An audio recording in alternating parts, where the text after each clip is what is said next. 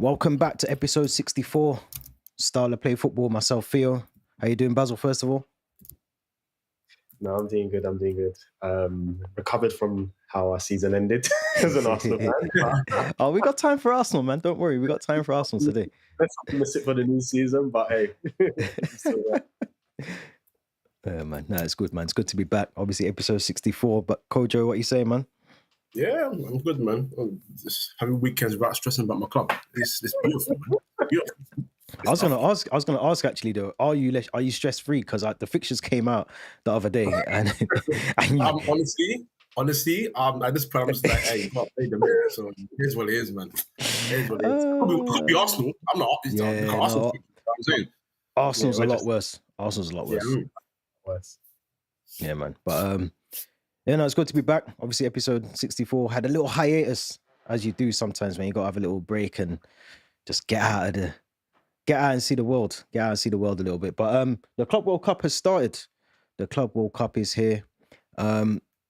What's your thoughts, Basil, first of all? Because obviously the Club World Cup format was previously, in the middle of the season. It wasn't 32 teams. We spoke about it a couple of months ago that obviously they changed the format.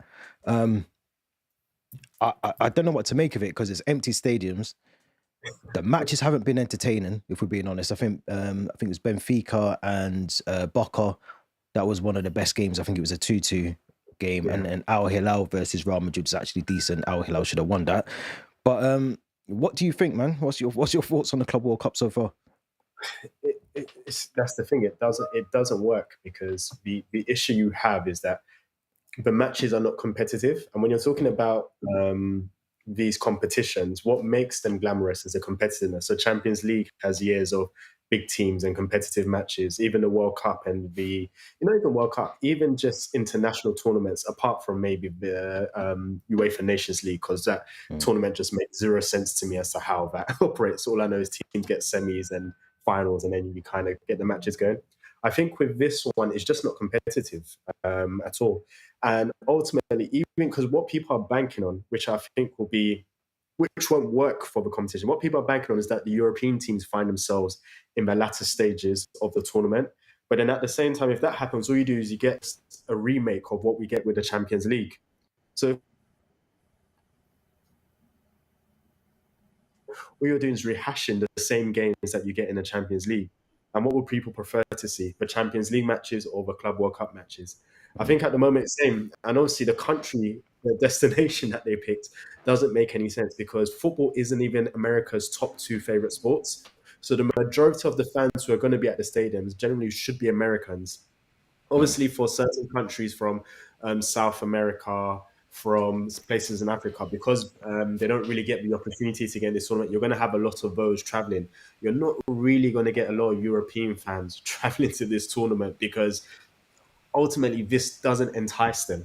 It entices countries from like South America, places in Africa, places in some of the Arab countries, because they don't really get these opportunities as much.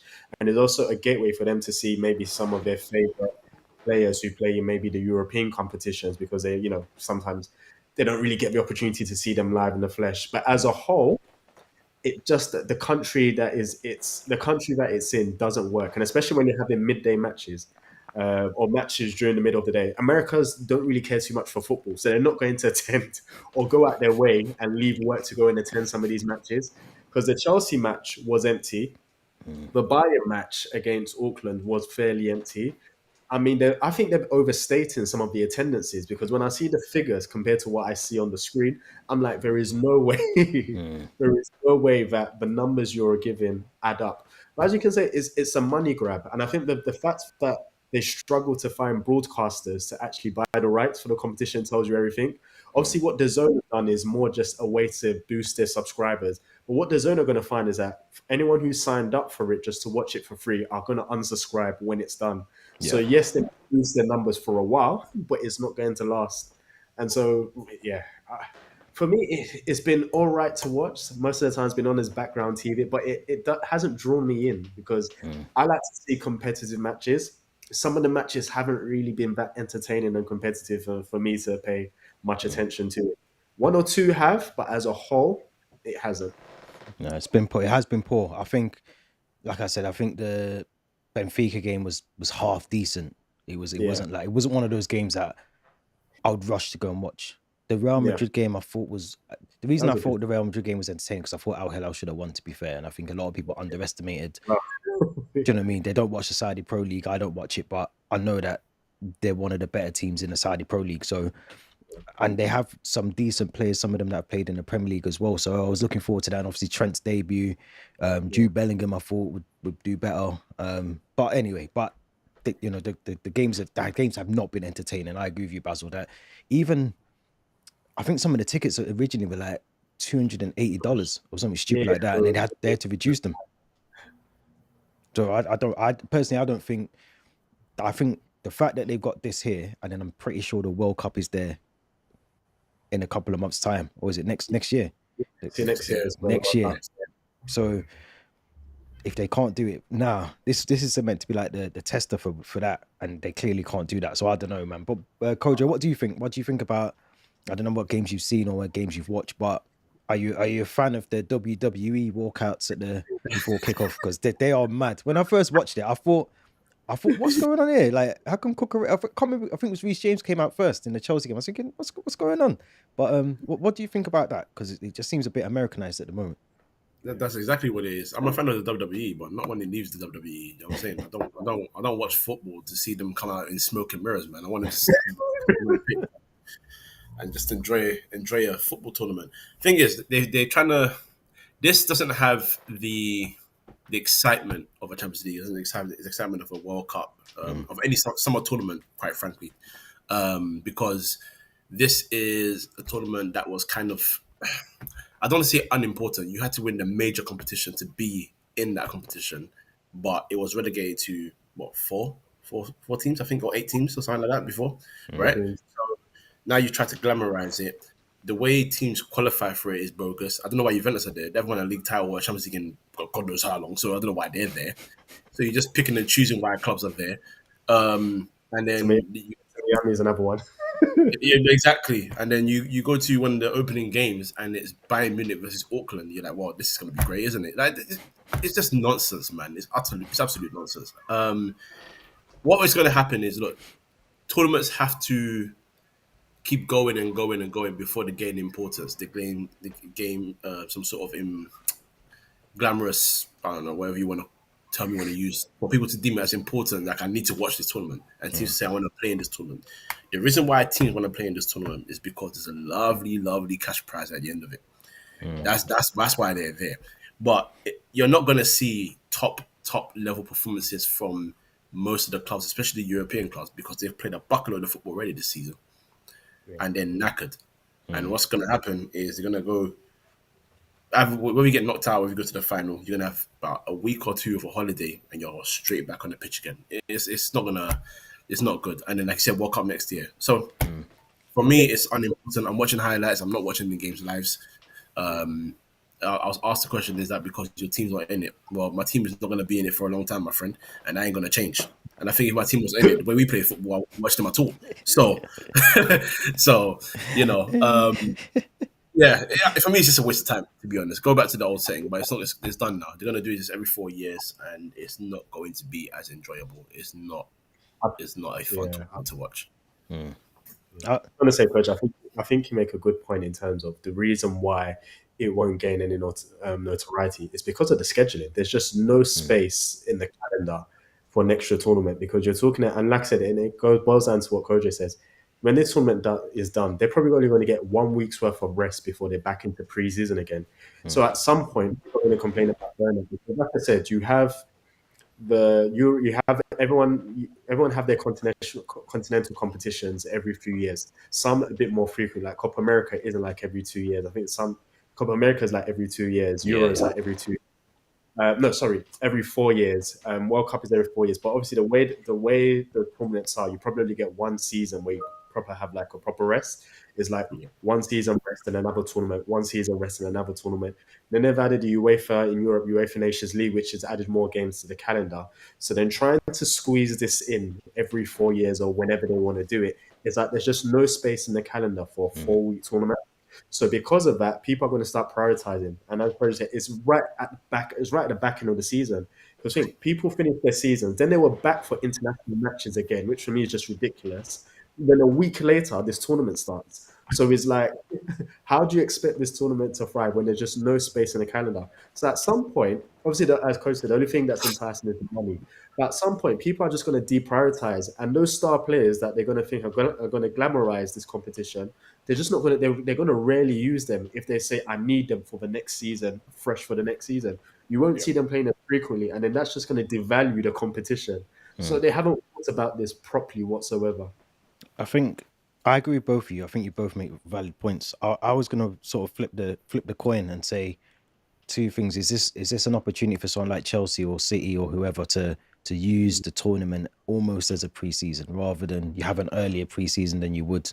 I think for Chelsea we've got two. I think we've got Bayer Leverkusen in the 8th of August or the 7th of August, and then we play AC Milan on the 10th of August.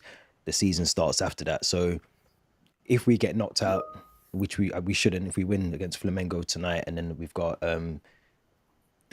Tunis on Wednesday, we should go through. We should go through out to the knockouts. But if we didn't, and then we got knocked out in the group stages, essentially the players would then have a break. They would come back early August, maybe back into July, get a preseason, start prepping for preseason. But is this an opportunity for the players now to just have a preseason a bit earlier than scheduled, and then you have maybe 2 warm-up games, the Leverkusen and AC Milan, Chelsea's for Chelsea, to then use those as almost like your match, your final preseason game. So I get it, like it's congested fixture list. It isn't good at all because then, like you said, Basil, the players have been on international. Like I know the England players had like a friendly against Senegal, then had the Andorra game.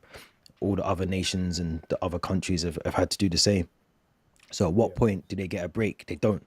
Which then when you go into the season, you're seeing ACLs, you're seeing long-term layoffs for players. Then you're wondering why. The second thing I was going to say is, like, is this financially good for some clubs? Like, is it financially good to help certain clubs? I don't know. I'm thinking. It's good for the winners. It's good for the winners. Well, no, even no. Well, I think Chelsea earned 10 million just to turn up. So yeah, so you get participation. You also get money for winning a match. So for every win there's also additional money you get. So it's a good question. You got to think. If we want Victor Gyökeres and we're earning a little bit more money in America, is this helping? That's what I'm kind of saying. Like, does it help is it going to help in the long term for certain clubs? I guess it helps a little bit. Yeah, you get a bit of money in, but 10 mils a lot for turning up to something. It's the equivalent of going to a party and saying, "No, I'm going to go to the party next door because I get a bit of jollof rice to take away, bro." There's no joy here. You're getting the 10 mil though, no? You're getting 10 mil. It tastes nice, but it's short term. It doesn't do anything for you, really. I don't know, man. I agree. I agree with Coach. I don't think it does anything for because I think what the Premier League done is they've screwed teams over. But I think this extra money, that all it's going to do is balance the books for them to kind of manage the accounts for their player. I don't think people may look at that, it's extra money people spend. I don't think clubs are thinking that. I think they look at that, it's extra revenue for us to kind of balance the books to appease kind of the Premier League regulations. I don't think it'll be extra money that they can use to say, I can now have an extra 20 million to spend on like a Gyökeres or a player. I think what clubs will look at, hey, it's just great for us, especially the way Chelsea operate. It's just great for us to kind of fudge our books a little bit. Well, if it works, it works, man. The loophole's a loophole, and we've got to keep them going. Yeah, it is true. Like a true Chelsea fan. Listen, come on. No more selling hotels. You know what I'm saying? Listen, we've done that. We've ticked the green tick. Got a green tick on that one. The women's club's been sold. Everything, man. We'll sell everything. We'll sell anything we can. That's what we do. It's like eBay around here. But I agree. I think it's a bit of both. I think personally for me, obviously I'm glad that Chelsea are in it from a personal perspective because you want to go in. If you're in a tournament, you want to win it. Like if we get to the final, I don't think any Chelsea fan's going to go, this is like a nothing competition, or it doesn't hold the same sentiment as some other competitions. If we win it, we're all going to be cheering in the final if we win it. So it was the same for the Conference League. Like no one wanted to be in it. Then you get to the final and everyone's cheering at the end, lifting the vase. Do you know what I'm saying? So it's just one of them. It is one of them. I think when you're in it, you want to win it. But I also get like congestion of fixtures, and I think we've taken 28 players to the tournament. But I just don't know, man. I think I'd rather see them have a little break, come back end of July, mid-July, come back, start the preseason, and then have a proper preseason. You also got to factor in some players like Arsenal meant to be going for Zubimendi. Well, if you was in the Club World Cup now, he wouldn't even be in your squad. Yeah. Do you get what I mean? Like there's players that are going to be coming in the next couple of weeks in loads of people's squads. Even maybe City haven't finished in the transfer window. And at what point do those players that are coming into the squad, what point do they come in and hit the ground running, or when do they get to a time to gel if we're not having a proper preseason?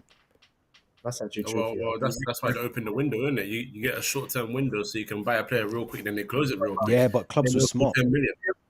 But Theo makes a good point, because I think, as you say, even for transfer business, what happens? Let's say teams are going all the way to the end. You sign a player. How does that player integrate with the rest of the team? Because as the tournament's going, you can't join the team.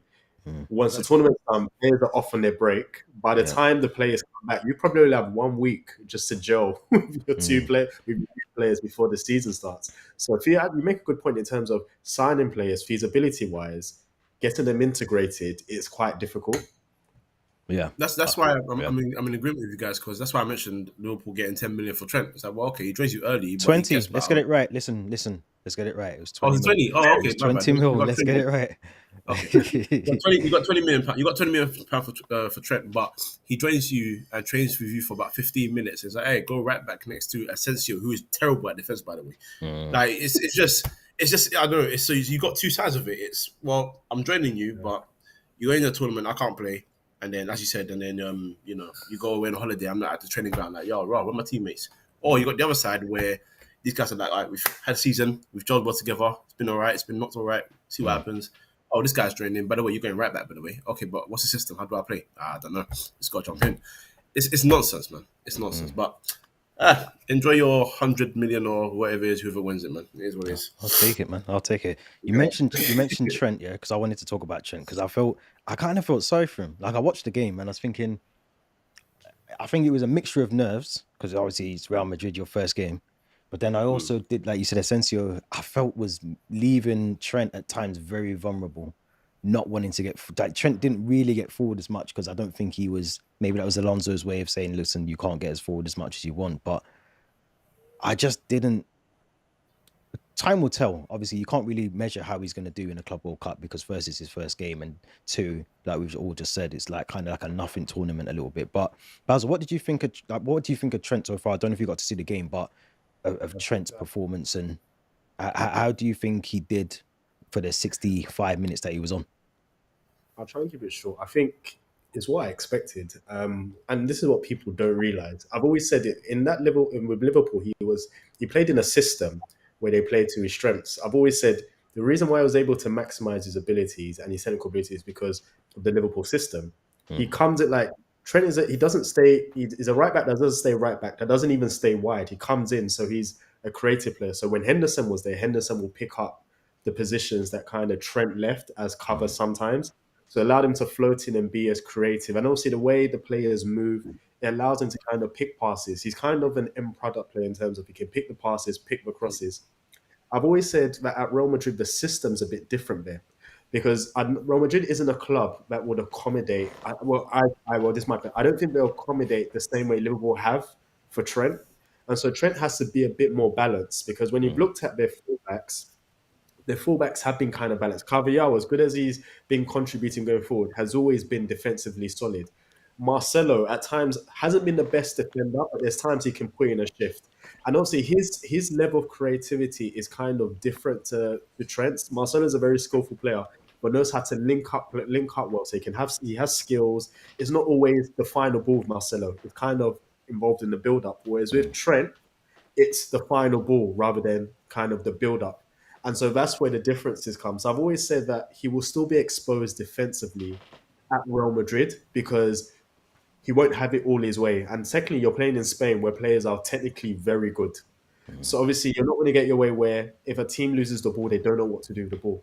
Teams will attack you. Teams will play 1-2s around, and you kind of saw the struggles he had against Al Hilal, which I think will continue throughout his Real Madrid career unless he improves defensively, because I don't think he can get away with just end ball, end product without having to do a job defensively. I mean, we've seen Champions League matches where Real Madrid have had to put in a defensive shift, and you're looking at Carvajal and you're saying, hey, he's put in a great defensive shift at right back. Trent will need to adapt and have certain games like that. But I can't judge him much. It's his first game. As you mentioned earlier, probably done barely any training with his teammates. So you can't judge him harshly. I think you can only give an assessment probably halfway through the season when he's had time to kind of adapt. I think people need to be patient. Yeah, I literally was going to say that at the start. I think the expectations people might have of him is going to be that he's just going to fit right into Real Madrid's setup. You have to remember as well, Xabi Alonso's come in, had Ancelotti there before, and Xabi Alonso is going to have his own way of wanting to play. That's also going to take time. Like with all the players, not even just Trent, that's all the players. And I kind of felt that on Wednesday, that it wasn't like the Real. I know obviously they've had a long season, but it didn't feel like the Real Madrid. And they were missing Rudiger, they were missing Mbappe, so factor that in. But Kojo, what did you think overall of Real Madrid and Al Hilal? Because I think Al Hilal, in my perspective, should have gone on to win that game. They had chances, they had a goal ruled offside as well. They were very unlucky. Yeah. No, they were. I mean, players they had. You know, when players go to the league, we always put a question mark over it. That some players you're like, oh, so as good as he thought, like Savage, for example, at centre midfield, someone that's a bit inconsistent when he was in Syria and all that. Even though you know his talents, the fact that he has a talent player is just about his amount of form. But when they're on form, they're good players and they have a good team. They have a very good team. Marcus Leonardo leads the line very well. He's a good young talent as well from Brazil. Like, they got good players there. So when you go toe to toe with Real Madrid, Real Madrid will probably obviously be favourites. But if you really assess Real Madrid's team, if this flag can get away from me, that'd be great. When you assess Real Madrid's team, you know, Asensio is not great. Højlund is a new signing. Trent's a new signing. You know, Courtois is a brilliant goalkeeper, but he's old. You know, he's had a couple of injuries now. So when you talk about building a team, they can definitely battle with them. Absolutely, and that's what you saw. And I think Al Hilal will. I don't want to say surprise. Maybe that is the word, surprise a couple of people. I think people still don't really understand that those clubs sign good players. So even though you think it's a bummy league and players are going to do whatever and the money's stupid, they have signed good talents and they've got good players there, good squads there. So that doesn't surprise me. But Madrid need to wake up, man. Need to wake up fast, because that performance was kind of what you saw last season. That wasn't a Xabi Alonso performance. That wasn't a Trent performance. That was just Real Madrid from last season. Madrid got good last season. So smiling because his club dealt with them lovely last season. So, you know, one step at a time. But I think they'll be okay. I think they'll be all right as well. I wanted to ask Basil as well, because I forgot to ask you this when we talked about the walkouts. It's just come back to me. But the 8-second rule, I don't know if you know about that with the goalkeepers now. They can't hold the ball for longer than 8 seconds. I can't remember what game I was watching the other night. It was only like Wednesday night or Thursday night, and the goalkeeper had it. And he gave a corner. Yeah, I was thinking, I didn't get it. I was like, how does that work? Like, what do you think of it? It's a stupid rule. And I don't understand these rule makers. I mean, instead of making rules to make the game better, and this is what I need. This is what I'm saying. You need football people in these discussions. They're making rules which make no sense, because in their mind they're thinking, and I don't understand this obsession of having the ball in play for like the full 90 minutes, which is what they want. It's about having entertaining matches. You can have the ball in play for 90 minutes and the match could be boring. So when they're coming in with rules saying, oh, if the goalkeeper holds on to it for 8 seconds, corner, because they want the goalkeeper to get win the game. I'm like, that doesn't improve the game whatsoever. For me, there's nothing. Book the goalkeeper at worst. If you really want to clamp down on goalkeepers holding on to the ball for too long, book them. And if they're on a yellow card, send them off. with a second yellow. Obviously, that will still cause problems, but at least when it gets people, that's a way to change people's mindsets. The corner rule won't, because what you'll get more complaints from managers and people who watch the game. Because what will happen is, if let's say that leads to a goal, you're not going to resolve the problems of keepers releasing the ball after 8 seconds. You're just going to get more complaints, and it's just going to bring the game in further disrepute. So, like I said, book for him. Don't give corners away, because people say that, well, you've given us an unfair advantage by giving them a corner. Yeah, I feel but that for as me, well. referees need to have common sense too. Obviously, I know like they're kind of stuck with the fact they need to follow the rules. But have common sense with these things. It reminds me a little bit of, they brought that rule in, I think, last year, where you can't, only the captain, or maybe it's a year before, only the captains can go and speak to the ref, and that you can't surround. That kind of has fizzled out a little bit. If you look now, players are doing exactly what they were doing before. They surround the ref. They're trying to they're doing all this with the cards, and all that was meant to be stamped out, and now it's back in the game again. So I generally don't think, because I'm pretty sure that rule might become, I'm sure I've read it's coming to the Premier League, the 8-second rule. So if it comes to the Premier League, I can't see that being a big thing. I can't see that happening. Football has, if anyone's noticed, football for the last 6 or 7 years has started to have a little American type basketball type timeouts coming soon into it, and it's really starting to pee me off as well, using basketball terms. That's where all these statistics have come from, the XG and stuff. Basketball is so analytical about a game that just goes like this. It's so analytical, and even that rule about 8 seconds, that's similar to the basketball rule about, if you're in possession of the ball for how long is it before? Is it 24 seconds, something like that? Yeah, something like that. So the 8-second rule, they're trying to be smart about it and be like, well, we want to get the game, get the game going, make it faster. That doesn't do anything. Coming to tell me that I've given away a corner because I've held the ball for 8 seconds, to me, it's bullshit. I think so as well. That's my connection again, haven't I? No, we can still see you. We can still hear you as well. Yeah, I think it's a mad rule as well, to be fair. I think we'll have to see how it goes. I think it's a lot of Americanized stuff coming into football. The ref cam, I don't know if you got to see that as well. Ref cam now, it's just I don't like it, man. I don't like any of that at all. Do you know what it is? It's because they're trying to appeal to the American market. That's the reason why they're trying to make it palatable to them. So that's why, as you said, the walkouts, where no one, like, who on earth, and someone made a good someone made a good point, like, in the winter, I don't want to be waiting 20 seconds or 2 minutes for you guys to announce players coming out one by one. So I can't remember which footballer said it. He said, because I asked him, do you like it? He's like, no, because if I'm the first out, then I have to wait how long in the cold for players to name every single player. I don't know why. I don't know why they brought that in. I mean, we have the ones in stadiums where before they announce it, the crowd hears the names, the crowd sing along and shout along with the names. Why can't we just keep it to that? I mean, but even basketball does that, don't they? Basketball bring players out one by one. So you're right. There you go. You're right, Basil. You're right. You are right. I didn't think about it.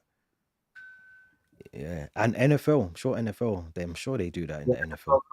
NFL come out one by one too, where they announce the name. It's like FIFA. Trying to FIFA our game, man. It's crazy. But I listen, before we wrap up on the Club World Cup, I want us to win it. I'll be honest. I don't think we will before anyone jumps down and says, but I think I'd love us to win it, because I think when you're in any competition, Conference League, League Cup, Club World Cup, whatever, you want to win it. There's no point us being there for it to make the numbers up. It just makes no sense.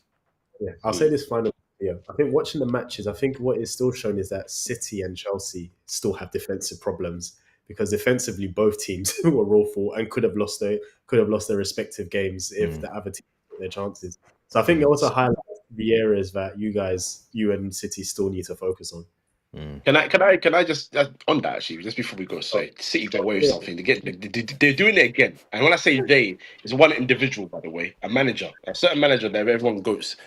Apparently, he didn't really want Shirky now. Oh, Now, really? okay, so now let's analyze this, yeah, because this is gonna be another case of I didn't want the player, and people are like, yeah, he doesn't fit the system after 5 games of dropping him for no reason, right? We need to stop letting this club and this manager get away with this nonsense. I'm sorry. It's genuinely jarring. For all his success, this is someone that doesn't get along with characters. Yeah, this is someone who had the nerve and the goal to get Eto to score him the goals to win him a Champions League and then shut him off for free for Zlatan. Then Eto came and dunked on his turf again. Then Zlatan came and told him, "I'm not your bitch." So he said, I'm very emotional about this. I don't like it." So he ran away again. And he's been doing this year in and year out. So now Shirky's come in, and Shirky's had a very below average first game, and suddenly it was I wasn't sure about bringing him in the first place. My guy, he's a player. You flipping work with him because that club brought in all these executives and all these men upstairs for you. They're your boys. Yeah, when you go home on the weekend and you got a weekend free, they come to your yard and they play FIFA with you, bro. They're your boys. So I don't want to hear any nonsense. You better perform this year, my guy. I don't want to hear it. But anyway, that's my 2 pence. I think they will. I think I hear what you're saying, Basil. That they do. They are still. I think very similar to Real Madrid. Obviously, they've brought in 5 players now. I think if you add Bettinelli to that list as well, and I don't think they finished. I think it's going to take time for them to gel, and I still think they do need a centre back or a centre half. They need someone in there that can bring that sort of defensive line together a little bit more. But I don't worry about City like I did last season. Maybe that's being naive, but I think they'll have a very good season. I think it's going to be between them. Just watching now, Fabrizio is talking about medicals completed for Verts, Liverpool. So I don't worry about Liverpool either. I think both of those 2 teams will be solid this season. But I do think we got to talk about the Chargers because the Chargers are still not even out. I mean, What segue? it's crazy. No, it's crazy because I genuinely think the reason they're spending all this money now and they're trying to bring in all these players is because they know either 2 things. They either know what's coming around the corner, they know that the charge is going to be there, they're going to be restricted from transfers for the next foreseeable, or they know that they've got away with it and they're thinking actually we'll just take the piss a little bit more and we'll just spend what we want to spend anyway. So it's one of the two. What do you think, Basil? What do you think? Because you made a good point in the group chat. I think they've been fined £1 million for delaying the kickoff last season. I think it was, but then you made a good point that obviously they might the FA and whoever else are trying to claw back as much money as they can because they want to get them for something. If it's not the charges. So what do you think about the charges? Because we haven't heard anything for, like you said, over 12 months now. Yeah, it's an interesting one because City are going very aggressive with their transfer strategy, even in terms of buying youngsters and filling up their economy. So some may allude to that and think, oh, maybe there are charges around the way and they're safe-proofing for if they're banned for a few transfer markets. We've got the players we need anyway. Plus, we've got a few youngsters coming through, and that will take us over to ensure we still have a competitive team. Or in the case like it's been going on for two and a half years now. City have gone 2 full seasons plus half a season from when they were first charged and nothing. And for me, when I look at something that's dragged on this long, I have a feeling City are going to get off these charges. I still cannot see what on earth is taking the Premier League so long to conclude this. And yeah, exactly, Gojo. About the envelopes under the table. Is that what we're saying? Yeah, If you're gonna ban us, just here's a nice 5 million. Go buy yourself something nice. 5 million. Yeah, I mean, there you go. Just go buy yourself something nice. Give us till September when the window closes. Next day, but if you want to ban us, at least we bought about $1 billion worth of young talent. They're wiring for half a billion to the FA. I'm telling you, the 5 million gets you 30 days of grace, but the half a bill. Oh, we might just Control Alt delete the whole thing. We might just remove everything. We might have to. It's insane, honestly. Like for me, it's just a level, and I'm surprised people like from journalists to football clubs just haven't made a bigger deal out of this in terms of the length of time, because they were quick to conclude charges against the likes of Everton, yeah, the likes of Forest. I think there was one more team. I can't remember. Leicester have been done again, aren't they? When they come again. So they were quick to charge them and conclude those ones. I'm like, even though City's is over 100 charges, but still, it should not take you 2.5 years to come to a conclusion with this. And the fact that there's been so much secrecy and a lack of updates, means something is not going right. No, something, in my opinion, something dodgy in the background is going on because it shouldn't take this long. I think it's mad to me because I think had City gone on to win the Premier League ahead of Liverpool last season, Yeah. or they win, like, I don't know, the FA Cup, the League Cup, and they're just dominating the league. There's an argument to say that how can they possibly still keep that trophy? Do you know what I mean? Because it's almost like the Mudryk situation, which we'll talk about in a minute. It would be like allowing Mudryk to continue playing, knowing that he's potentially used an enhancement performance drug, and then allowing him to go and, I don't know, if he was a 100-meter sprinter, allowing him to go and win the Olympics and win the world champions and all that, and then saying, actually, you're under investigation, but we're still going to let you go and win your gold medal. Like, just to me, that doesn't make any sense, because surely with this many charges, I know there's a load, so it's not going to be something you just quickly do overnight and, you go through 113 charges or 15 charges and, you get that boxed off in a week. But you'd expect to see like some sort of reduction of charges. Oh, you're guilty on charge 4, so this is what we're going to find you. You're actually not guilty on charge 6. We found no evidence on that one, but charge 7 and 8, 9 and 10, they're all collective, so we're going to charge you for all of those. You'd expect to see some of that coming out, surely. We ain't seen nothing. That's not going to come out though. No. I think we all know here. But if you go to Spain, yeah, but before the last couple of years where La Liga finally found their cojones, Real Madrid and Barcelona could go anywhere they want and just borrow some money, no problem, and no one say a damn thing about it. It'll probably just be written off. Oh, you borrowed how much? 100 million. We'll say 2 million. Yeah, quite. It's right. It's all good. Yeah. Now, City, that's what they're doing. They've got the same thing, and they've got the pockets to do it, and they've got the money to do it. When they're in trouble with UEFA, you had that famous picture of them walking with their gang of lawyers like they're the mafia, going to come and come to go to war with the tribes or wherever, right? A longer waited war for power, and then you go to the Premier League now, and it's the same thing. Premier League finally found their balls. They made a big long statement about this charge. We're like, okay, all right, you're standing on business now, finally. And then little bits here and there, you're hearing City have beat this. Maybe not relating to the charges, but they've beat this and they beat that. And they make it very public as well, the club. Making that, we beat them in this. They tried to get us for this, but we beat them because they want to make it loud that whilst it's not part of the 115 or 130 now, even if you really want to wrap it up, if they're flopping on this, I can guarantee you they're going to flop on a lot of these charges. So, what are you going to do? But look, this is how I see it. They're probably going to get a big ban in September. We'll be told that they get banned for about 5 years from purchasing players, which is fine. They've already signed about 15 to 30, 25 to or less players, so no problem.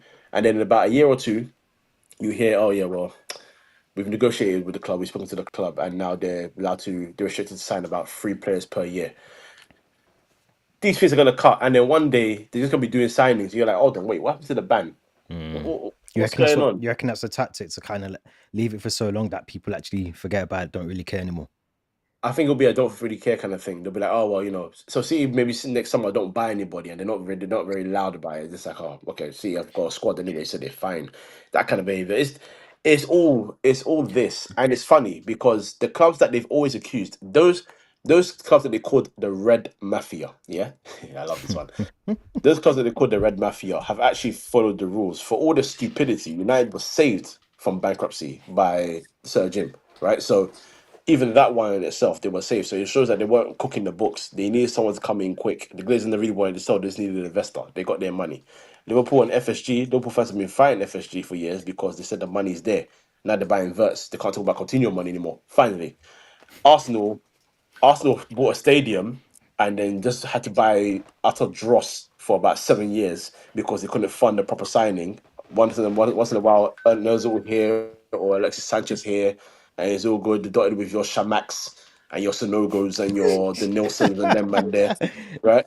But at least they didn't cook the books. They did things legitimately. So now when they spend money, there's no problem. The stupid clubs like Everton, who got clocked for being stupid, then come and say we're supporting City on it. Well, you know what?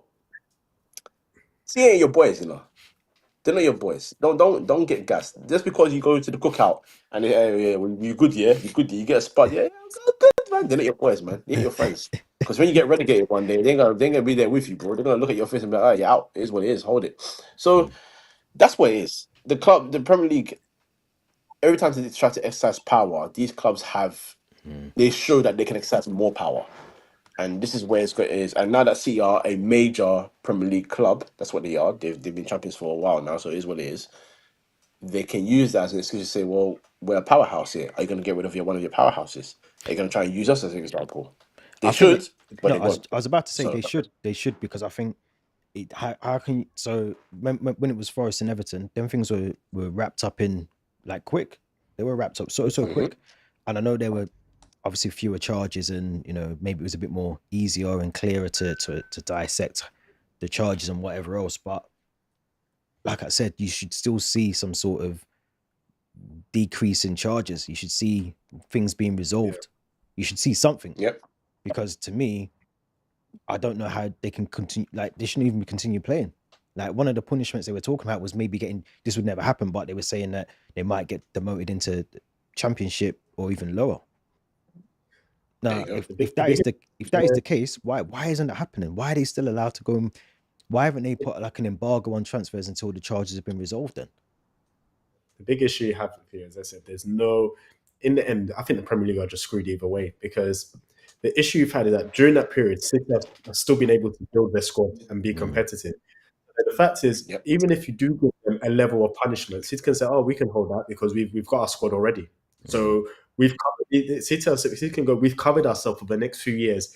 If you're going to give us the ban," and even if you fine City, what's the fine to those owners? Oh, it's pocket change. So there's nothing. The funny thing is that if you then don't punish, if City get off on all charges, that is going to cause chaos in that league, because all those other big clubs, they're going to say, "Oh, okay, they can beat those charges. Watch the foul play every other club's." And the reason why we've got American owners. American owners are very savvy when it comes to business. So look what Chelsea started in. All they're going to do is they're going to find all those loopholes so that even if you put charges against us, we can defend it. We've got the pockets to defend it. And then they'll cite the City cases and see, "Oh, look at what City did. We can do it too." So the Premier League is screwed either way, because the thing is, if they're going to punish City, it has to be a good enough punishment where everyone is satisfied.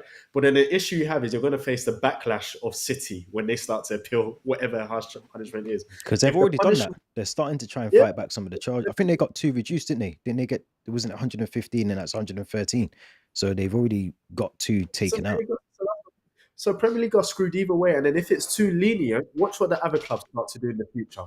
And then if there's no punishment whatsoever, chaos in that league. Free for all, man. The purge. 100%. So Premier League and they put it upon themselves because of how long they've taken to make a decision on this. If they acted swiftly, then people could act accordingly. But people say, "Well, it's been like 2.5 years going to 3 years. Like this is just ridiculous." I think they should have had a transfer ban straight away, regardless of whatever the charge. The charges span from 2009 to 2018. Insane. Like, so you've done something, whether you're guilty on all charges, but you've done something. For them to go all the way back to 2009. Think about where you was, what you was doing in 2009. I was finished in secondary school, bro. There you go. That's what I'm saying. So 2009. And you're talking from 2009 to 2018, you're guilty of something. I don't care in what context we're talking. If you're getting charged between that span of time and you're trying to say you're guilty of nothing, you're guilty of something. That's all I'm going to say. But I don't know. I'm saying all that. And yesterday I put out a video to defend Mykhailo Mudryk, actually. But it's a different scenario though. Because I generally think, because he's fighting his case. For anyone that doesn't know, he's been found guilty of taking an performance-enhancing drug. It's taken nearly 7 months for the B sample to come back. I think it was December last year. He did the A sample, came back, and it was showing that he had something in his system that he shouldn't have had.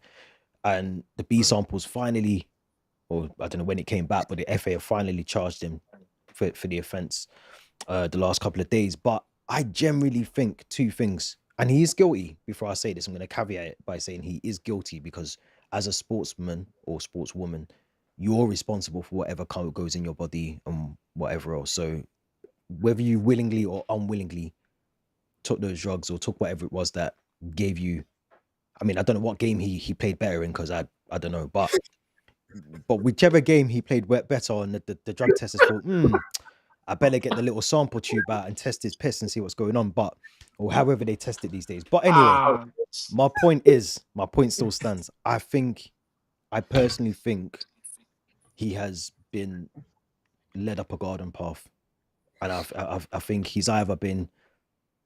someone's either laced his whatever, these meals or whatever, how he's taken this, or he just willingly took it and thought, I'm gonna get away with it. But what Basil, I'm coming to you first. What do you think? Because it's a bit of a mad one. Yeah, it's hard because you can go in anyway. Like if I take even tennis, Yannick Sinner was found guilty of Sharapova as something.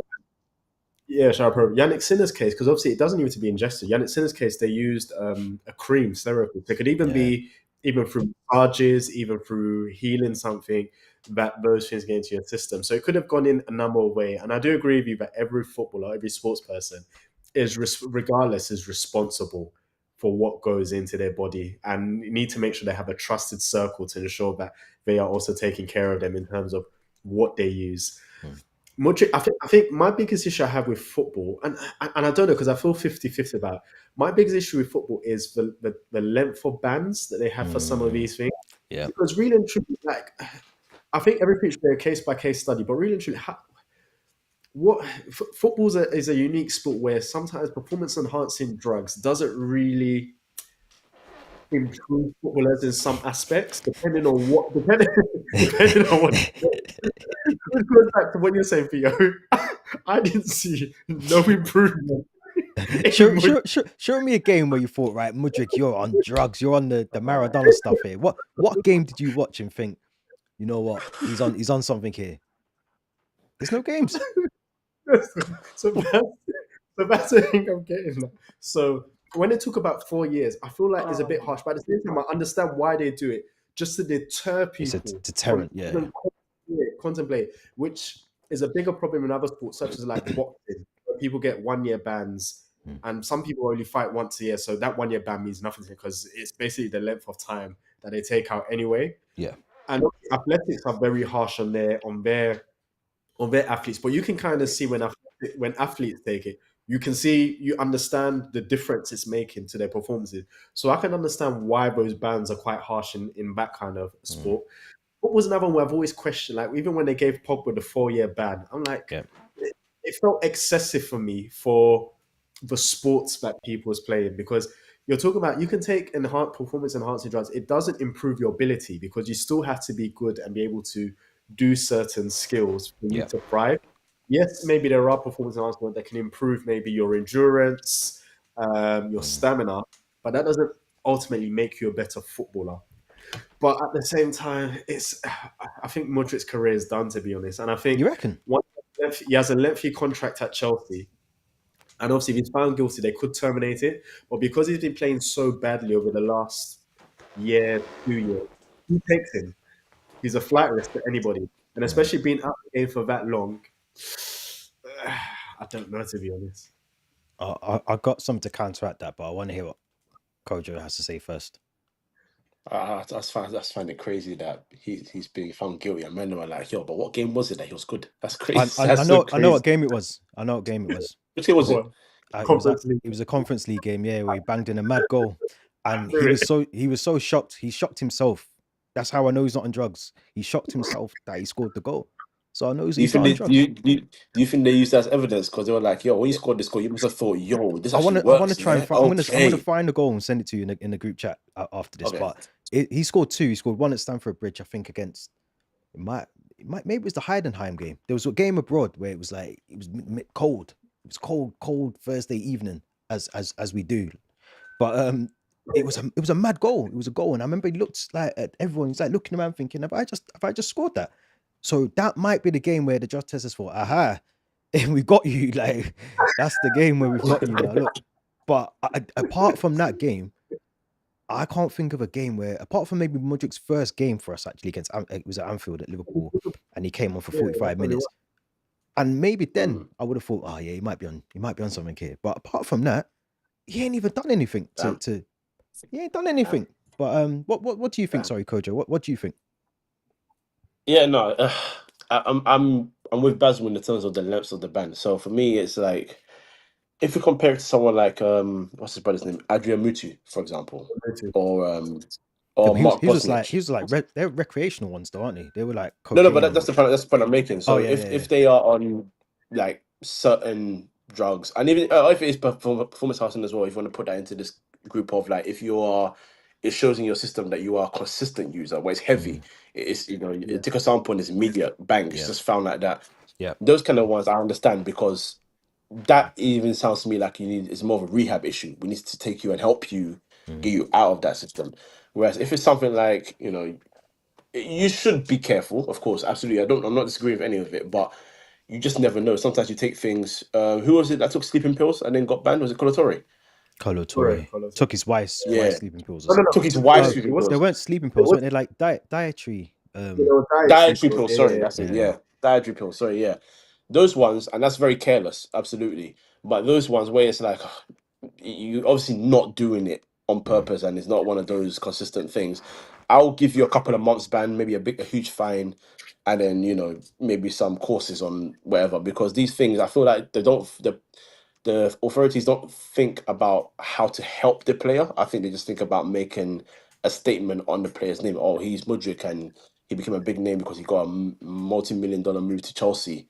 So he's a recognizable name. So if we use him as an example, boom, we've got him. Pogba, 4 years. That was way extreme. The whole football world was like, what the hell is that about? But his name is Pogba, so let's do that. They reduced it in the end, but it's like they want to use it, do a statement rather than let's help the guy out. Look at the gambling stuff for Paqueta and who was the other one? Paqueta and Tonali. Like those ones, they were so eager to punish them, but I didn't hear conversations of like the FA are like, oh, do you think there's ways to help rehab the player, help him get out of his gambling? Yes, and they've not done that from the years of when like Matthew Etherington was saying that he had gambling issues, and he asked for help and he wasn't really given help. Like they don't care for these things, so that's why they put on such heavy fines and bans and suspensions, and I think that's so ridiculous. I think they don't think about the player first. But then we've been talking about schedules for the first half of the show. They don't ever care about the players. That's never been a thing. They've just increased their schedule, and they don't care. The more money your club makes, you can't really complain, right? Apparently, so yeah, there's no care in it. But yeah, look, I'm with my story now these days is saying to everybody, whether you're a footballer or not, follow Eddie Abu. If you eat real meat and you eat raw stuff, yeah, and you wake the fuck up, yeah, you won't have these issues, yeah. Be clean and be good. Apparently, Salah does it, and Salah's fine. You're gonna find Salah to have no issue. You know what I'm saying? So I'll just put it out there, man. Just put it out there. But hey, man. You make a good point in terms of with the increase in schedule. What we could find in the end is now players potentially using stuff to manage the schedule. So it wouldn't surprise me if at some point in the future someone is popped for something because, hey, listen, you guys, this is wear and tear on my body. I need to look after myself. So I need this to continue going through the season. It wouldn't surprise me if at some point we have a case like that, and that's the reason someone potentially gives for whatever it is that they're popped for. But like I said, the schedule's becoming. I mean, it's a lot of matches for players now, and not even a match. I think it's just a lack of rest. I think that's the bigger issue. It's not the amount of games. It's just a lack of rest for players. Yeah. Bro, like if you guys think about it, yeah.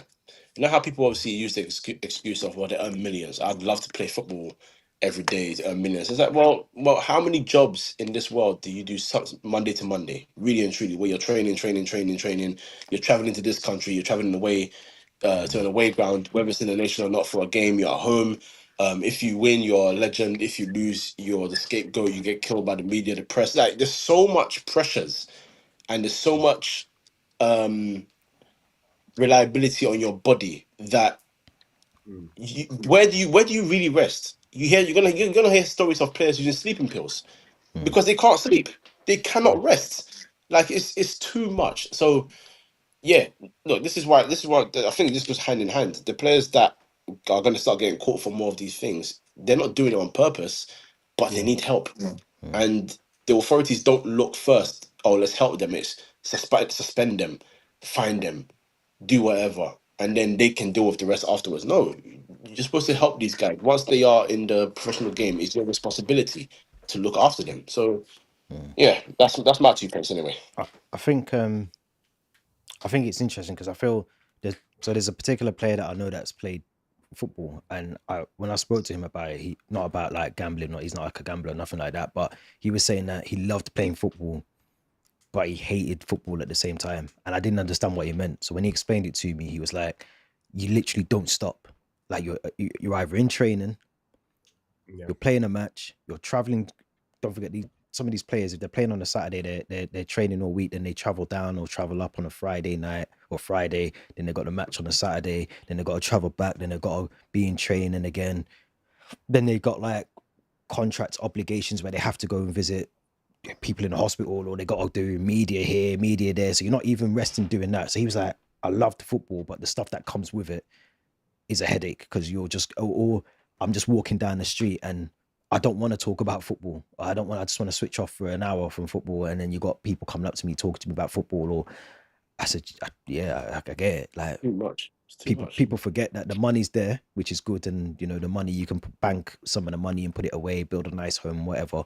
But then, and that's why I think people struggle outside of football afterwards. That's why you see a lot of people, they'll go into football and then they want to stay in football somehow because that's all they know. So if they don't do anything to do with football, they ever become gamblers or they become bad alcoholics, or do you know what I mean? They just end up in a bad state because they're not used to doing anything else. So I think you're right there, Kojo, and you said it as well, Basil, that they're not really supporting players during the time when they're meant to get it, and then they're trying to give them the aftercare afterwards, and it's too late then because they're already down the road and they're parked up, their tents up and everything, they're ready, they're camped out there. So, but in terms of Mudryk, I think he'll be okay. I think he's 22. I don't think he'll get a 4-year ban. I'll be honest. Yeah, he's young. He's young. I forget how old he is. Yeah, he's 22. So I think his Chelsea career might be over. But even that, I don't know, because there's going to be so many like legalities. How do you terminate his has he breached contract? Because don't forget, he's only been charged. We don't even know if he's guilty yet. This is the thing. This is what I was trying to say to someone yesterday. Yeah, definitely. I think if he's found guilty, I think they'll probably go down the Adrian Mutu route, where there's like, because obviously in their minds, it's like, how can we continue paying a player when when he's basically, we can't use him. No, that's true. But what I will say though is, don't forget so I think he got banned in December. December. So it's already served like 6-7 months. By the time it goes to the hearing, that could be, let's say it happens in the next couple of months. So you're talking maybe 9 months. Let's say it's 8 or 9 months. Right, because if they give him 18 months, like, because he's got the same lawyers as Pogba. Let's say they give him 8 months. You're right, because then it's like he's already done 8. Probably will backdate and say, hey, you served 8. They've got to just serve 1 more year. Yeah, if he does 10 months, then that's like an ACL. as strange as it sounds, that's literally you're actually right. No, it's a bit like an ACL kind of injury, or a long-term injury, a broken leg, or something like that. So if he's out for a season, I think his Chelsea career will be over. I don't know. There's 2 things I think he's on. He's got like the maddest thing was we activated an extra year. I'm pretty sure just before the ban, we took it to like 9 years. I'm sure we did. We did. Row. Damn. Yeah, the death row, the shock nights are out. But even if he does get his contract terminated, I think because of his age, he's not like Pogba where he's, kind of coming to the back end of his career. He's still young. I think he'll get a career somewhere. And I have to mention a couple of people's names. Lee Hughes, I don't know if you don't remember him. This man was done for death by dangerous driving, went to prison, came out and still kicked football. The man that's in Marseille that will not be named, but him, he's been out there, he's been kicking ball, and hey, they got many men over there with that one playing for Jamaica and everything. This guy, he's been out there, so I think there's people. I suppose what I'm saying is there's people that have done a lot of things that I would class as a lot more severe above him, and they've come back to tell a story. Whether he plays at the top level, Mudryk, or he's at Championship, or he goes to European football somewhere else, and he's playing for, I don't know, Shakhtar again, or he's back wherever. I think he'll be okay. I think he'll get a club will pick him up. Do you know, you're actually right, Theo? Because I think if worst case, let's say they terminate, I think he'll just go back to Shakhtar. I think they'll take him back again. 100%. Because obviously it's just about rebuilding and then working his way back up to a high level again. No, I agree with that. I agree, man. But I hope I'd like to see him at Chelsea still. We need another left winger. I don't know if you got to see Noni Madueke down the left side on Monday. How many, please? Tell me, how many wingers? No, we haven't. No, this is. I was talking. No. I was talking to someone about this in work. Yeah, they were telling me, "Oh, you got too many wingers." I was like, "Name them. Name the wingers, because we haven't got that many." You got Neto, Madueke, Palmer can play right or But middle. Brazilian guy coming. You've got they're not here. He's not here yet. Message not here yet. They're part of your squad, bro. He's not here, man. You're not seeing him playing for Palmeiras. Was it Quenda? Was it Quenda? His name was Quenda. Quenda. Okay, Quenda. Bro, they've got too many. They've got too many. Listen, and they'll tell us, "Oh, we don't have no wingers." We haven't got no wingers. We haven't got none, man. We're playing Tariq George. We've got to play Tariq George. He's got to play there tonight. Tariq George has got to play tonight above Noni Madueke. I think we definitely need more wingers. I know it sounds crazy because we are gonna offload. No, we're gonna offload players that can play in those roles. Sterling will go. There's talk about Noni Madueke going to Arsenal. You know that as well. Oh, I saw that. Yeah, Kale almost blew his head top over here when he heard that story. But exactly. So you could end up with Noni Madueke at Arsenal. We're gonna lose Sterling. I don't believe that story. Like, I think it could happen. You know? Listen, the man. I saw it. It's just a journal trying to make headlines. Like, come on. I don't know, man. I think he's in the shop window. I think he. We learned our lesson, man. How many bad Chelsea players are we going to get stung with, from Havertz to Sterling? Sterling, Jorginho. You did Benayoun in the past, Gallas. I think we've learned our lesson by now. Czech as well. You had Petr Cech after us. Oh yeah. So yeah, but I think we have Czech. Yeah, God. Exactly. But Basil, talk to me. Zubimendi. Apparently the deal's being done. What's your thoughts? Listen, I'm just tired of Arsenal, honestly. Because it's had enough, man. He's throwing the towel in. We don't know what priorities are at the club. I don't know how many midfielders we're going to sign. We've gone from Rice to Havertz to Marino. The funny thing, I've seen him a few times. I'm not questioning whether he is what we need or not, but I'm just like, priorities. Like, how many midfielders, how many defenders are we going to buy before we sort out our attacking options? And it's insane because obviously, like I said, this deal was touted from January, whereas like at January, why would we think about midfielders then? Yeah, we need two wingers. We need another attacking midfielder that can challenge, or if I had my way, replace Odegaard, because I just don't think he's effective in that number 10 position he's playing. We need a striker. Those should be addressed before we start talking about midfielders. How many midfielders are we got? Like, how much control does Arteta want in games without sorting out the creativity issues and the lack of goals? Means like this signing does not excite me whatsoever because it doesn't address the issues that we've had over the last 3-4 seasons. So yeah, for me, it does nothing for me. It does nothing for me because the biggest issue. Sorry, but that's the thing though. What you see as issues, I don't think he sees those as issues. I think he sees number 5 leaving, so this is the direct replacement, no problem, and I can get everything going. But he still doesn't see that playing a midfielder at left back and then telling him to go into midfield when you play the game is not the solution. Like it's just weird. Look at this, Theo. He's Roger just mentioned something. We have midfielders. And we've put our midfielder into left back because Miles Lewis-Kelly is a midfielder by trade. So it's like, well, you have players who can operate if you're a good coach and mold them and work with them. So you're putting them out of position. So it's like I don't understand our strategy when it comes to transfers. And like I said, we take just too long with transfers. Because City, look, they signed 4 players just in time for in quick succession within 2 weeks in time for the That's planning. That's really and good yeah, in planning. time for the Club World Cup champion. Like clubs are moving fast. Even Yeah. Liverpool, yes, obviously there's Liverpool have signed Frimpong. Vert still should be announced within the next few days. They're moving very quickly to acquire their targets well ahead of the season. Arsenal, we're taking so long. You talk about the Zubimendi deal was touted since January, Yeah, and it it should still have been wrapped up. isn't over the line. That should have been wrapped up by the time the window opened day one. Arsenal for me, they're amateurs when it comes to transfer dealings, both bringing in players and selling players, and that needs to be addressed, and it hasn't been addressed whatsoever. It's tough because I think I'm still banging the same drum that I think I've been banging for 2 years now. Arsenal need a prolific goal scorer. Yeah. Not just a goal scorer, not just a goal scorer. I think you do need. I feel like the wide players. I'm still not convinced by Martinelli. If I'm honest, I don't think I'm fully convinced by him. Obviously, Saka's good on the other side. I don't like Odegaard. I don't think he's good enough.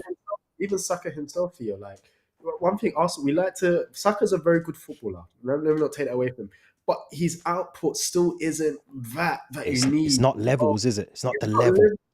Exactly that you need of players like Mahrez was getting you 20 goals a season. Salah, we've seen like his goal numbers. Even Jota, not this season, but I'm talking about Jota Liverpool, will contribute quite a lot of goals the season prior when Liverpool were challenging. Saka for me is a good player, but he isn't. His output isn't that where it will lead you to anything. That needs to improve. Can I say though? It's not in his defense. It's more a criticism of how your team has been built. You've not signed players that kind of take that pressure or expectation from him a little bit. Where he's such the focus. He's the guy. Yeah. But with City, obviously we know what City do and with their money. But regardless, they built a squad where the guy didn't have to be the guy most of the time. And they spread it around. They spread the goals, they spread the assists around them. Exactly. Liverpool with Mane, Firmino, you said it was Jota, the added numbers here and there, midfielders added. You know what I mean? Like whereas with you guys, that's why I have an issue with how your team is built. It's crazy. I keep saying to other Arsenal fans, you might think I'm crazy to say it because you've been in title challenges, but playing a left back, centre back at left back, or centre back because Calafiori at left back or midfielder at left back, and playing another centre back at right back and converting him to a right back, saying Ben Wright's doing a good job, even though it's not really a right back. Timber was never really a right back to begin with in the first place, but he's been playing there as well, and he's playing left back as well. And then forward line, Martinelli not convincing. He hasn't convinced for a while now. Trossard was supposed to be a bench guy. He's not really a start guy. He's not convincing either. You brought Havertz into playing midfield, and then suddenly he ended up as a striker. He's done all right, but he's not the guy. Gabriel Jesus was signed as a striker, started all right, and they said, hold on, wait, I'm not number 9, I'm not sure about this. He found a bit of form last year, got injured. But Marino now apparently is your number 9. Like, there's so many issues in there, and I feel like no one's really clocking why Arsenal are not getting over the line. Yeah, the gaps. And they're clear to see. Yeah, the gaps, and they're clear to see. Whereas the teams that have won the league, it's City last 4 years, and obviously Liverpool now. But when you look at their squads, you don't question who's in position. They might lose Robertson. Kirkus is ready here. They knew Trent was going. So you know who's coming. You know who's coming next at Liverpool, don't you? As well. Who? So Joel Kwanzaa's going. He's leaving. Mark Guehi's on their list. Mark Guehi's top of their list now to come in. I can't lie to you. I wanted to do that because I don't rate him too highly. So it's really. I'm not a fan. He'll do good at Liverpool. He won't be the starter. Remember, he'll do well there. He'll be the competition because I don't think Konate is that good. I think a lot of people feel like. I agree with you. I don't think he's good. He's not that good, and he needs competition. So this is a test. This is more of a test for Konate than it is for Mark Guehi. If Konate does not do it, I think as a makeshift for the season, I think they'll put Mark Guehi next to Van Dijk for this season and then go and get another centre back next summer. I think this is a safe option for them. I don't think they can go in and try and challenge for the league next season with Joe Gomez and Kwanzaa as the backup options as centre back next season. Bloody hell.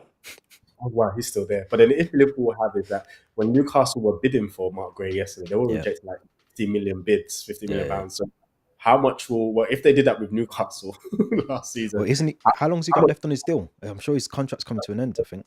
Good question. It depends on actually contract length depends on how much he's got, how long he's got left. I'm sure he's got 12 months left. I might be wrong, but I feel like he's got 12 months left on it. So if it starts to, let me just double check. Yeah, I'm having a look as well for now. Actually, Yeah, it expires next year, 30th of June. Okay, yeah. So now we need to talk about the fact that Palace rejected a bogus amount of money, knowing that he's never signed a contract here. This is stupid business. In fairness, it's helped them because they won the trophy. They won an FA Cup. No, they won the FA Cup. So at least, Yeah, but anyway, okay, cool, fine. No, you got to remember. I'll let him have it. You're talking. the first ever. What's that? The first club. The club's first. Yes, So, that's what I'm just about to say. You're talking from like a United perspective where you've Yeah. seen the trophies and your trophy cabinet is. Look, he's gone to check the trophy cabinet. That's why he's disappeared.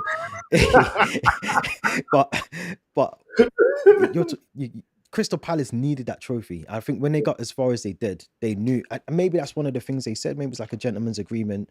Let's try and push into Europe. Let's try and get a trophy, and then we'll let you go for X amount, or you'll see your contract out this season, and then we'll let you go on a free, which I doubt they'll do. I think they want to get some money. So I think this deal makes sense. And Liverpool will probably get him for 25, 30 mil, 40 mil. Yeah, probably the money that's going to be spent that they're going to receive from Kwanzaa, they'll probably just reinvest back into Mark Gray. Yeah, I think Liverpool. I'll ask you this question actually. Do you think Liverpool? What else do Liverpool need this season? I think obviously they've got Kirkes coming in, Frimpong, Wirtz is there now. They still have Salah. They're going to get rid of Jota or Nunez. One of them. I think Nunez will probably likely go.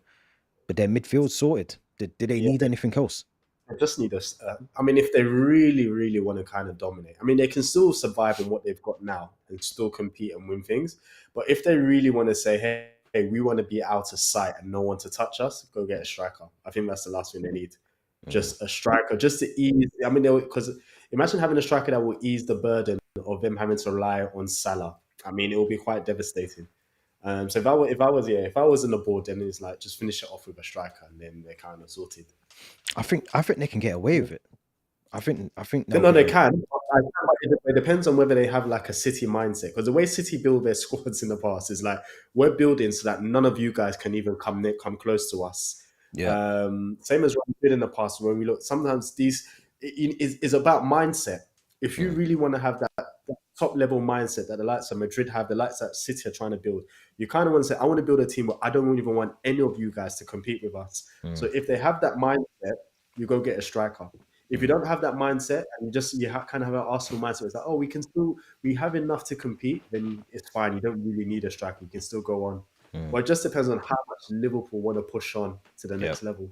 Yeah, no, like Chelsea have that mindset past under Roman, where when they're building their squads, it's like, hey, we want to go for everything, and we want to make sure that none of you guys can come close to us. It's a fair point. What do United need, Kojo? What do United need? Because I.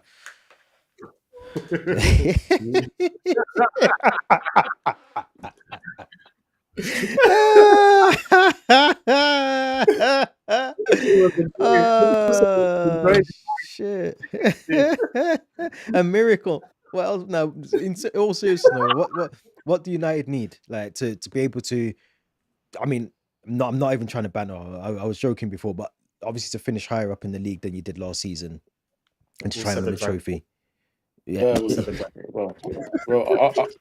Other than the Father, Son, and the Holy Spirit. Honestly, okay, no, look. I'll put it to like this. What the most alarming statistic for me last season from Amarim's time? I'm not thinking about Walter White's time. He's come and gone. The most alarming statistic from Amarim's time for me is we were top 3 for biggest chances created and biggest chances missed. And you can see he's tried to address that immediately by bringing in forwards. Immediately. So Cunha's come in, that's done, obviously. And Buemo's close. Is apparently just a couple of millions in terms of what goes initially and then what the add-ons are, if you want to do it that way. And then you're looking for a number 9. We're linked with every other number 9 under the sun. We're linked with a Nigerian that's not Osimhen, which is bloody amazing.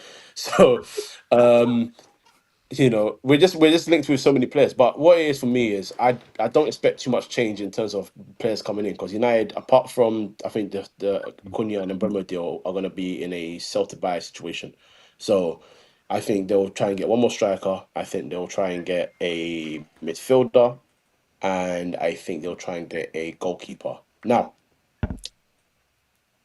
I've not been stressed about the football, to be honest. It's nice to have a break from football. But what I will say, what has alarmed me is if this club wants to go and pay 40 million for Emiliano Martinez. I I think know he's obviously had. What did I say? I think he'll be a good signing for you because I It's think not I that he rate won't him be a as a good goalkeeper. signing. No, it's not that it won't be a good signing. It's the fee that's concerning me a little bit. And the reason why Yeah. is because I know people say 40 million in today's game is like the 15 million of the past, but it's still a lot of money. He's 33. He Yeah. has no resale value. He That's could true. potentially play for the next 5-6 years, which means the money might be worth it if he continues to be good, but you can't guarantee that. And in today's game, you ideally want to sign a goalkeeper that can keep you there for about 15 years, or that can be the vision anyway. And if you sell them, you make a bit of profit on them at least. That's what football is now, right? So, or maybe what it's always been really and truly. So I'm a bit unsure about that signing. Also, here's a caveat for you. Remember, he got sent off in the last game of the season. So if he joins us, he can't play the first 3 games. so so it's not really beneficial. But I think that fee of 40 million is a bit too much for me. It's not the signing that's a problem. It's the amount of money that's a problem. And I think you can probably go and get maybe not as good, but not so far a difference in terms of gap of goalkeeper for maybe the same amount of money. That's a bit younger, or a lot younger rather, or you get someone that's maybe cheaper and has a bit more time and just a little less better than him. Like we I, were I, linked with gone. I was gonna say I thought Kelleher would have gone to a better club than Brentford. No disrespect to Brentford, but I like Kelleher. I think he's a really good goalkeeper, and I've always said he's too good to be a number 2 at Liverpool. And I think for him, I think he went for like 18 million to Brentford, and I think there was Chelsea should have gone in for him. I think United potentially should have looked at him, although that might have been a tricky deal to get done. But I think one of the top clubs should have looked at Kelleher because I think he's really good goalkeeper, and for 18 million, that's a risk I'll take. Yeah, no, he's a good goalkeeper. But if United went in for him, we'd have to play You Never Walk Alone at Old Trafford for the whole year. That ain't happening. You know what I mean? That would be part of the contract. If you want our player, you got to do what we want, kind of thing. So, yeah. No, look, the keeper that I want is what's his name? Milinkovic-Savic from Torino. I think he's a very good goalkeeper. Napoli are in for him already. They're trying to make that a permanent deal. And I think sometimes you've got to try and take advantage of clubs' financial weaknesses. Inter Milan and AC Milan are struggling right now for money. That's why you're hearing Mangan's going for, what was it, 20 million if possible. Nah, they messed up. They messed up, man. I They hope we messed up don't. big time. They should have taken Uh, the money from you. I know they should have. They should have. if we go They should back in have. for And they him, did it I big time. wanted to. We were right to offer the 10 mil. We should have carried on offering 10 mil because they took the absolute piss out of us, man. But Yeah, but yeah, he's a good goalkeeper. even Good goalkeeper. yeah, he is, and I think you just got to be a bit more smart in the market in that sense. I think we've been very smart in thinking about getting good technical players that can play in a 10 slash maybe a 9 if necessary in Cunha.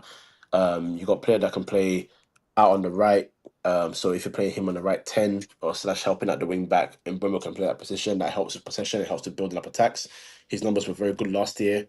In fact, him and Cunha's numbers together are more than what United scored.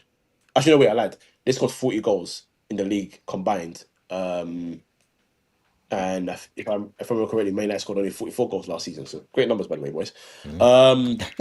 So, so yeah, when you put it like that, they're trying to address that issue already. And if you get a striker, that kind of just hopefully eliminates the Hoyland problem. So, yeah, we're just gonna address it one by one, man. But I think once those 3 main areas up top are dealt with, then they'll look for a midfielder and a goalkeeper, and then if they are lucky, a right wing back. I think next year you're gonna see a lot of Dogu or the new boy was signed Diego Leon at left back, and maybe Amas as a backup, but I think he's trying to alleviate that pressure from Amas. But he's a decent talent. Last thing, Luke Shaw, get out. That's all I've got to say. He ain't going anywhere. I was just about to say he ain't going. Yeah, no, he ain't anywhere. going anywhere. No one even wants him. So, bro, it's one of them ones, man. Sancho's not going anywhere too. Yeah, I'm. No, Do you know Sancho's what? going. Sancho's Do going. you know what? I feel like I should. It's too early, but I feel like I should go and get a bottle of champagne because I'm so glad we did not keep that guy. Remember, I kept saying to you, lot, I can't remember if I said it in our group or the Chelsea one I'm in, but I kept saying, just pay the 5 million. Just pay the 5 Yeah. million. Yeah, he did. Yeah. Pay the 5 mil because we can't afford to keep this guy at the club. He's not good enough. And if he was good enough, we would have got to see it throughout the time that he was at Chelsea. And we saw glimpses. We saw it once in the final, the Conference League final. Was it the final? We scored the goal? I can't remember what game it was now. Maybe it was the semi-final. Actually, I can't even remember. But he scored a good goal, and that's the only thing he done. The only thing he did was score that. I agree with you, and I think it's quite damning that this is the first time ever I've seen a club pay to come out of their obligation. Oh, we're not stupid. We are not stupid. Like you said before, you said earlier on in the show, like American owners are money savvy. They know how to. Yeah. They weighed up their options and thought, right, is there any resale value in Sancho in 2-3 years? Probably not. How much is his wages? Oh, he wants 300 grand or whatever it was he wanted a week. We're not paying that. Like, I think Reece James is on 280. He's the highest paid player at the club. Everyone else is on like 170, 220. We've got players on like 30 grand a week, like youth players. What about Palmer? Is he? Because I know he 110 improvement last season.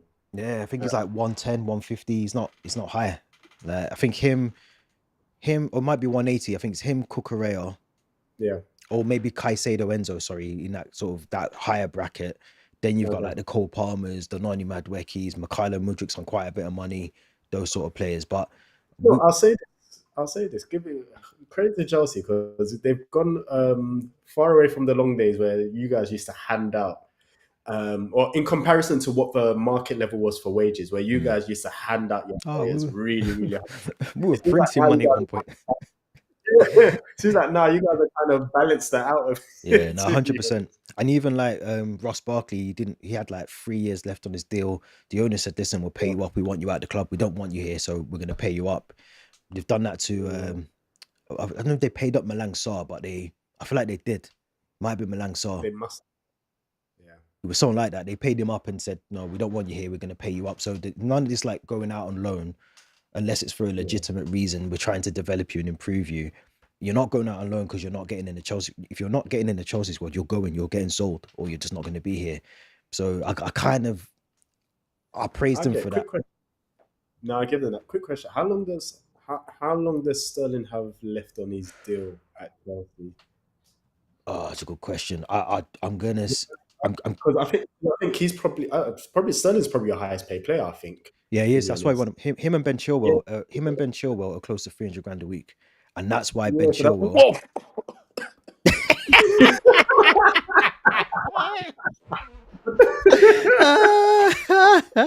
Let me double check my facts before I start talking. I'm pretty sure. Let me just check. Let me check. I don't want to lie, but I'm pretty sure. I know there's truth to it. No, there's truth to it because that's why Ben Chilwell is being forced out the club because he doesn't want to go. But he wants to earn the wages. Let me just double check though. I don't want to lie. Yeah, if I'm him, I'm forcing him to stay. What are you talking about? Let me just double check. Honestly, like give me loans all day until this contract ends. Honestly, if I'm his agent, I'm like, listen, don't tell me I want to leave. You're not leaving anyway, my friend. No. Oh no, your wages lovely. My fees are lovely. I lied. Okay. Chilwell's on 100. I don't think this is right though because it's saying Cole Palmer's on 130, but 100 grand for Ben Chilwell a week. Sterling is on 215,000 a week. It's Fofana. I knew there was a defender. This is why I want him gone. Wesley Fofana's on 200 grand, and Kunku's on 195, Enzo 180, 175. Mark Cucurella. So yeah, a lot of some of our players like Malo Gusto's on £45,000 a week. Yeah, that doesn't surprise me. He better talk to his agent and be like, "What the hell is this, bro? What do you mean?" Even João Felix is on 65 grand a week. So to get these kind of deals done, I'm happy with them a little bit because, but like you said, Basil, couple years ago, we would have been throwing like 400 grand at like Raheem Sterling, like stupid money. So, which which is what Arsenal also don't know, because obviously with Miles Lewis Skelly getting his new contract, he said, I read the report from Austin, he said it will be one of the highest paid young players. And I was thinking, how much are we offering this lad for one season? For one season at Leicester? The Lamine Because Yamal money. I'm also giving him a new contract, and I know, but I was there thinking everything should be within reason. When I'm hearing words like one of the highest paid young players, I'm like, hold on, what on earth are we offering this kid like for one season? I think that's the mistake that Chelsea made, is that we started to just offer out contracts based on a couple of games, or do you know what I mean? And now they've flipped it right around and said, look, we're capping the wage bill. They're trying to cap it to 200 grand. Give you long contracts, but I think that's why I'm kind of not against the long contracts, because if they're not performing, we'll just pay you 70 grand a week and we'll be happy with that, rather than having to pay you like I don't think that's a good idea, man. I think it's a good idea. You don't. Man. So you'd rather pay? Would you rather pay Raheem Sterling 215,000 for 9 years or whatever? His contract isn't that long, but if it was 9 years, or would you rather pay Malo Gusto's 45,000 for 9 years? And if he's not playing well, you just pay him 40 grand. I'm not in disagreement with you about the wages. I'm in disagreement about the years of the long years. The thing is, all right, 70,000 for 9 years doesn't sound terrible for a club like Chelsea at all. In fact, it's lovely for Chelsea, right? However, if this guy stunk up after 2 years, I'm looking at that contract, I'm like, right, you know what, you got 2 years left. Get the heck out of this club. 7 years left on the contract. Nah, you know what the thing is? There'll always be a club that will take our players. Sadly. There's always going to be a club that would look at Saudi. Look, when we needed to get rid of Koulibaly and all them man there, we just sent them to Saudi, and they went because the money was lovely, so they just went. So unless it's like, who can I use? I'm trying to think. We haven't even got old players. I was going to say an older player. We haven't. Reece James, I think, and Tosin are the oldest players in our squad. So I think there's always going to be that potential of they could go better. They can do better. So someone will always want to try and take them on, and there'll always be players that always clubs that want to take our players on. But before we wrap up, we got a here we go from Fabrizio Romano. Oh, for who?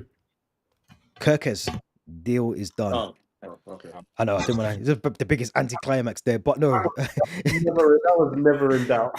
Yeah. But now it's done. So they've got 40 million, all done. Long-term deal, medical in the next couple. Liverpool are serious. I'm not gonna lie. Oh, they are. And then he's just said now Florian Wirtz has signed his contract at Liverpool. It's all done. Medical's done. That's a serious club here, and that's what I'm saying. It's like they won the league, and they're consolidating new signings to strengthen. Whereas that's what I've always said. Even if Arsenal won the league, I'm telling you now, we would have made one signing in the summer. But they brought back Danny Welbeck. Yeah, they would have looked at it and said, "Oh, that's good enough." But that's the thing with Arsenal. Like, they didn't win anything, and look at the way we're still operating in the market. Yeah, that's true. It is true. Oh man, like Welbs. What I will say about Liverpool though is, I don't know if they should be paying Frimpong in a 4 at the back. I'm not gonna lie, man. If you are stressed about Trent defending, oh my lord. Frimpong is far worse because he's a winger converted, not even fullback, a winger converted to wingback, which so it's like defense. I've seen him defensively. Liverpool fans. I think the best way for me to sum it up for anyone that's listening is he attacks like a Dutch player, but he defends like a Frimpong. He's still Ghanaian, guys. Listen, trust me. Oh no! And on that note, I think it's time to wrap up, because that should be the title of the episode. In fact, that is the title of the episode. Kojo Basil, man, thank you, man. Appreciate it as always. Pleasure. Don't forget to subscribe to the channel. Leave your thoughts in the comments as well. Episode 64 is done. We'll be back next week. Every Friday, I'm going to get these two here every single Friday so we can record the podcast. So make sure you tune in, hit the notification bell, and we'll be back soon. Another episode next week.